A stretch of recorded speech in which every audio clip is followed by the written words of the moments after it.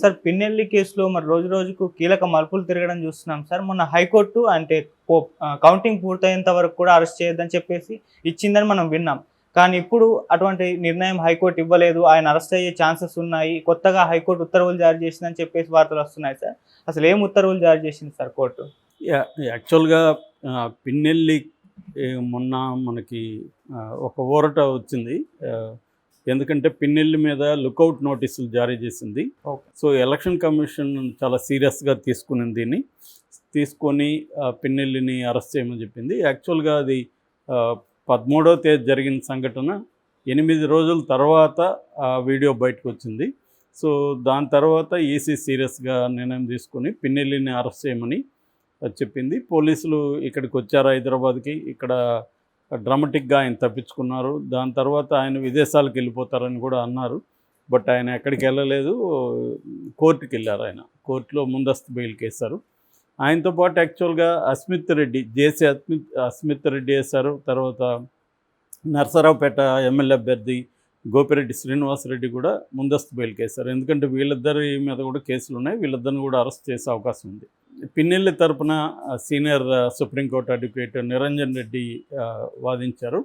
ఆయన ప్రధానంగా ఏం చెప్పారంటే, ఇది లోకేష్ విడుదల చేసిన ఈ వీడియో ఏదైతే ఉందో ఇది మార్ఫింగ్ వీడియో అయి ఉండవచ్చు. దీన్ని బేస్ చేసుకొని అరెస్ట్ చేయడం కరెక్ట్ కాదు.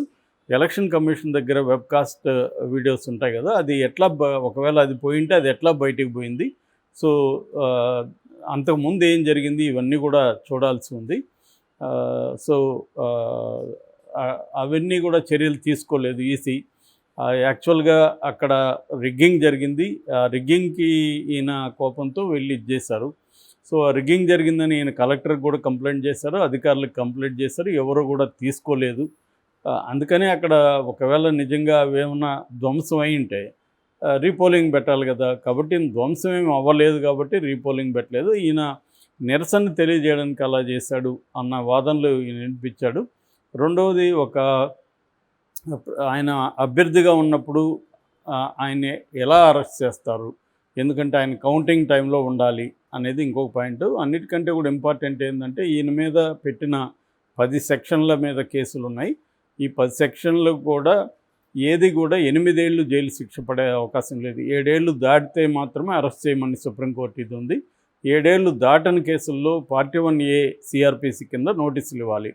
సో అది వీళ్ళు చేయకుండా ఏకంగా లుకౌట్ నోటీసులని ఇచ్చేయడం, అరెస్ట్ చేసేయమండం, దీని చుట్టూ ఆయన పారిపోయాడని పుకారు చేయడం, ఇవన్నీ చేస్తున్నారు అనేది కోర్టుకి చెప్పారు. సో కోర్టు ఈయన వాదంతో ఏకీభవించి జూన్ 6కి పోస్ట్పోన్ చేసింది. జూన్ 5 10 గంటల వరకు అరెస్ట్ చేయొద్దని మాత్రం చెప్పింది. అయితే నిన్న డీటెయిల్ అంటే ఈ తీర్పు కాపీ నిన్న బయటకు వచ్చింది. అందులో కొన్ని రిస్ట్రిక్షన్స్ అయితే ఉన్నాయి. అదేంటంటే ఈయన మాచర్లకు పోవడానికి వీల్లేదు.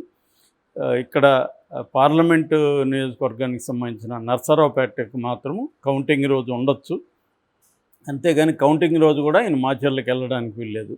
సో అంతవరకు ఆయనకి రిస్ట్రిక్షన్ పెట్టింది. అట్లాగే మీడియాతో మాట్లాడడానికి వీల్లేదు. అట్లాగే సాక్షుల్ని ప్రభావితం ఈ కేసులో సాక్షులు ఎవరైతే ఉన్నారో అక్కడ ఉన్న అధికారులు కావచ్చు, అక్కడ ఉన్న తెలుగుదేశం వాళ్ళు కావచ్చు, వీళ్ళందరినీ ప్రభావితం చేసే విధంగా ఈయన బిహేవ్ చేయకూడదు అనేది ప్రధానమైన రిస్ట్రిక్షన్స్.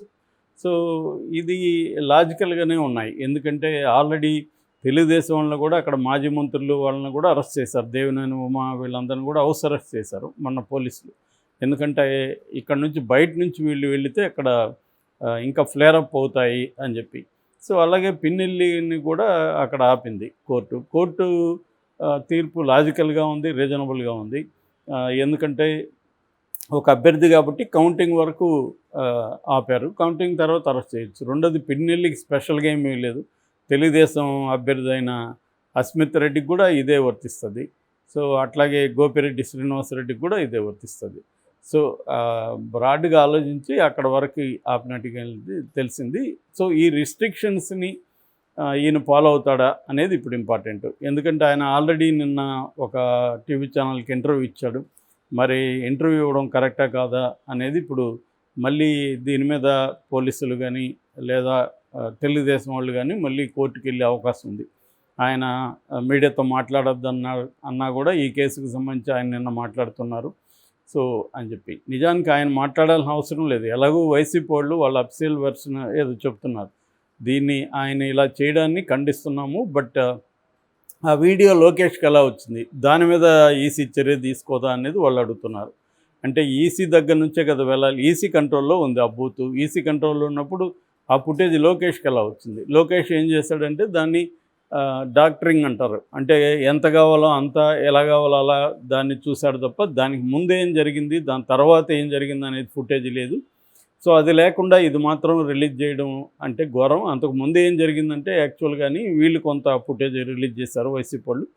అంతకుముందు యాక్చువల్గా రిగ్గింగ్ చేశారు తెలుగుదేశం వాళ్ళు, ఎవరిని రానికుండా. ఈవెన్ వైసీపీ ఏజెంట్ని కూడా తరిమేసి వాళ్ళు రిగ్గింగ్ చేసుకున్నారు. దానికి ఆగ్రహంగా ఆయన వెళ్ళి రిగ్గింగ్ చేశారు కాబట్టి వివి ప్యాట్లను ఈవీఎం మిషన్లను కిందికి ఇసిరేశాడు కోపంతో. అది ఆయన చేసిన తప్పే, కానీ ఆయన్ని అలా చేయడానికి ప్రేరేపించిన తెలుగుదేశం చర్యలు ఏంటి? సో ఈయన కంప్లైంట్ ఇచ్చాడు, తర్వాత గవర్నర్తో కలెక్టర్కి కూడా ఫోన్ చేసి మాట్లాడాడు. ఇవేవి కూడా ఎవరు కూడా పట్టించుకోలేదు. సో అందుకనే ఆయన ఫ్రస్ట్రేషన్తో వెళ్ళి చేశాడు. ఆయనది నేరమైనప్పుడు మిగతా అంతకుముందు జరిగిందంతా నేరం కాదా అనేది వాళ్ళు ప్రశ్నిస్తున్నారు. అది కూడా రీజనబుల్గా ఉంది. ఒకవేళ అదే నిజమైతే వాళ్ళు చెప్పే వెర్షను, ఆ వైపు కూడా ఈసీ చూడాలి.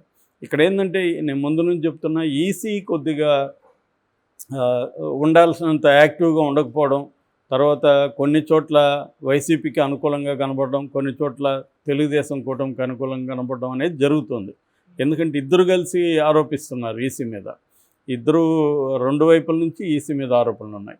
ఒకటేమో తెలుగుదేశం ఈసీ మీద ఆరోపణలో ఒక కోణం ఏం కనబడుతుందంటే, ఒక ఆక్రోశం కనబడుతుంది. అంటే మేము బీజేపీతో కలిసినప్పుడు ఈసీ మాకు కదా అనుకూలంగా ఉండాలి, మాకు అనుకూలంగా లేకపోతే మేము ఎందుకు కలవడం అన్న ఒక ఆక్రోశం తెలుగుదేశం నాయకుల్లో కనిపిస్తుంది. ముఖ్యంగా మనం మీడియాని కానీ పరిశీలిస్తే వాళ్ళు ఎంతసేపటికి ఆక్రోశాన్ని ఏదో ఒక రూపంలో ఆంధ్రజ్యోతి, ఈనాడు రోజు చేస్తూనే ఉన్నారు. అలాగే అటువైపు సాక్షి అండ్ వైసీపీ నాయకులు కూడా ఈసీ మీద ప్రధానమైన ఆరోపణలు చేస్తున్నారు. నిన్న రాంబాబు కోర్టుకు కూడా వెళ్ళాడు. ఎందుకంటే వాళ్ళు అక్కడ అనేక చోట్ల తెలుగుదేశం రిగ్గింగ్ చేసింది, మేము కంప్లైంట్ ఇచ్చినా కూడా వీళ్ళు పట్టించుకోవట్లేదు, అదే తెలుగుదేశం వాళ్ళు ఇస్తే మాత్రం మా వాళ్ళని అరెస్ట్ చేస్తున్నారు అనేది వీళ్ళు చెప్పారు. అంటే ఓవరాల్గా తీసుకున్నప్పుడు పల్నాడుకి మార్చిన ఎస్పీ కృష్ణదేవరాయల ఫ్రెండ్ అని చెప్తున్నారు. అతని వల్లనే ఇదంతా జరిగిందనేది వైసీపీ వాళ్ళు ఆరోపిస్తున్నారు. సో అలాగే వైసీపీకి కొన్ని చోట్ల లోకల్గా ఉన్న ఎస్పీలు కావచ్చు, అక్కడ ఉన్న సిఐలు కావచ్చు, వాళ్ళు కొన్ని చోట్ల వాళ్ళకు అనుకూలంగా ఉన్నట్టు కనబడుతుంది. అంటే ఇది రెండు వైపులా జరిగింది, ఒకవైపే జరిగిందని చెప్పలేము. కానీ ఇద్దరు కూడా ఒకవైపే మేమంతా అమాయకులం, మేమంతా అతి మంచి వాళ్ళం, ఎదుటోడే దుర్మార్గుడు అన్నట్టు ఇద్దరు మాట్లాడుతున్నారు. కానీ ఓవరాల్గా మనం పరిశీలిస్తే ఒకటి కారంపొడి సిఐ అండ్ పల్నాడు ఎస్పీ, వీళ్ళిద్దరూ తెలుగుదేశం వైపు ఉన్నారనేది ప్రధానంగా వీళ్ళు ఆరోపిస్తున్నారు. తిరుపతి లాంటి చోట్లేమో క్లియర్గా అక్కడున్న ఎస్పీ రమాకాంత్ అనుకుంటాయని, సో ఆయన వైసీపీ వైపు ఉన్నట్టు కనబడుతుంది.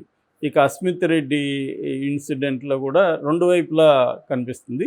కానీ పోలీసులు ప్రధానంగా పెద్దారెడ్డి ఇంటి మీదకి దాడికి వెళ్ళారంటేనే అర్థం అక్కడ పోలీసు వ్యవస్థ జేసీ ప్రభాకర్ రెడ్డి వైపు ఉన్నట్టుగా కనబడుతుంది.